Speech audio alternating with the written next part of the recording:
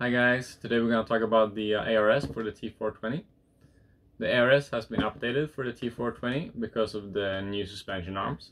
So the biggest difference to the old car is the fact that you can use the same suspension arm with both types of suspension. So when you switch from the regular suspension to the ARS, you simply have to switch the hub from the normal hub to the C hub. So in this case you keep the arm, you don't have to switch the entire arm like you did on the old car. And this saves you a lot of time and makes it easier to switch between the two systems. And also the ARS now it comes with aluminium C hubs only, 0, 2 and 4 degrees. On my car here I got the 2 degrees C hub mounted. And you have to keep in mind when you use a 2 or 4 degree C hub, you make the wheelbase shorter. So to make a fair test between those, you need to make the wheelbase longer as well. So basically it's 0.5 millimeters per 2 degrees of C hub. So when I use the 2 degree C hub, normally I would use the car 0.5 millimeters longer if you want to maintain the same wheelbase. But there's also benefits of using a shorter wheelbase. And also you have to keep in mind that when you use the 2 degree C hub or the 4 degree, you move this point downwards, so you actually change the way the toe changes, the toe gain or the toe loss in this case. So it influences the toe loss, the toe gain, and the wheelbase. The biggest benefit of having the same suspension arm with both systems is that you maintain the same geometry. So let's say you just switch between the two systems. If you keep the ARS set up with static toe, which means no gain or loss on compression, this means that you change nothing except for the weight balance, because obviously the ARS is a lot heavier. You add about 15 to 20 grams on the rear suspension depending on the parts you use, and this is the big difference. Then there's no change in geometry like it was on the old car. So having more weight on the rear axle has several benefits, but moving more weight to the rear, it shifts the weight balance to the rear, and as you know, it gives you more rotation, which is really helpful on certain tracks and conditions. So I have mounted two different installations of the ARS on this car.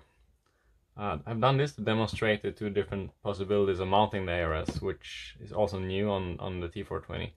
On the old car, you could only mount it on the RF block, but on this car you can mount it to the top of the bulkhead. So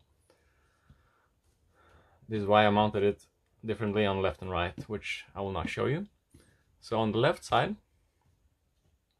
the left side has the traditional link mounting position on the RF block. And this is how I ran the car at the Snowboard Nationals in January on high grip CRC black carpet with Jayco tires. And the Jayco tires, they provide a lot of grip and stability, and because of that I decided to set the car up with static toe, which means no toe gain or loss, and I achieved this by using a 5mm shim under the carbon piece.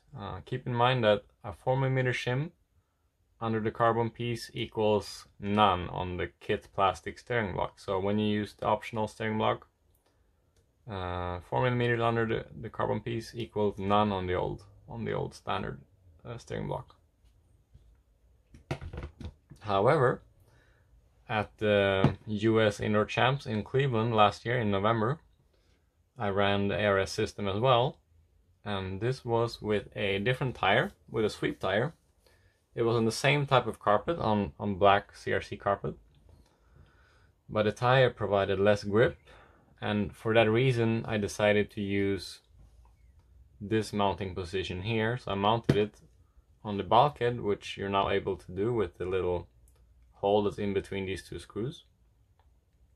You can mount it from here, but you then need to mount it on the top of the steering block. So it's mounted from here to here, and this gives you a much bigger angle for the link, which gives you a lot more toe gain. So when you compress the suspension, the toe moves so you get to have more toe under compression. So in Cleveland I ran 0.7 degrees of toe gain, and this gave me a lot more stability through the entire corner.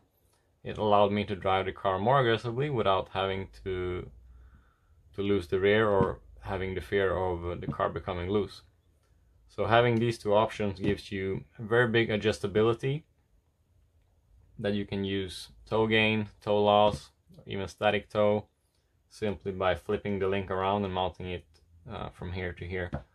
To make it easier, without having to disassemble everything, you should just mount the ball stud into the bulkhead and keep it in the bulkhead at all times. That way you can just pop off the link and mount it either to the bottom or the top, and you don't have to disassemble the car to mount this ball stud here. So my tip is, when you build a car, remember to put the ball stud in there immediately.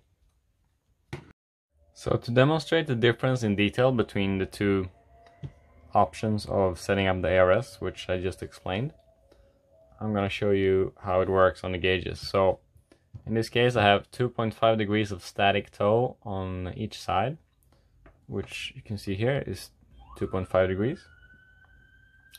When I compress the suspension to the bottom, it gains to 0.7 degrees, so around 3.2 degrees on the gauge. However, on the other side, it's 2.5 static as well. And when I compress it, it doesn't move, it stays static at 2.5. So that's the difference between the left side ARS setup and the right side. So as you can see, this gives you a lot of adjustability, and you can use this to fine-tune your setup for many different tracks depending on the track condition and the way your car is handling. So utilize this opportunity and play around with it. So I also received a lot of questions about the aluminium steering block, the new optional steering block, which has a carbon piece hanging off it. So it's actually a two-piece steering block, and the main benefit of using this is that it just seemed to make the car handle more consistent, because obviously it's a lot less flexible than the kit plastic steering block. And the ARS actually is very sensitive to the flex of all these parts, so depending on what parts you use, it will affect the handling. And I had really good success with the aluminium steering block because it made the car much more predictable. You can also use this steering block on the front of the car, and when we used it on the front, we felt that it gave us more initial steering and made the car sharper. It turned in hotter, but it made it a little bit less forgiving to drive, so I can really recommend it for example, high grip, carpet and such. It's a really good option and something that is going to have a lot of potential for the future. As always, thank you for watching, and I hope that you liked the content of my video, and ask me any questions if you have any. I'm here to answer them.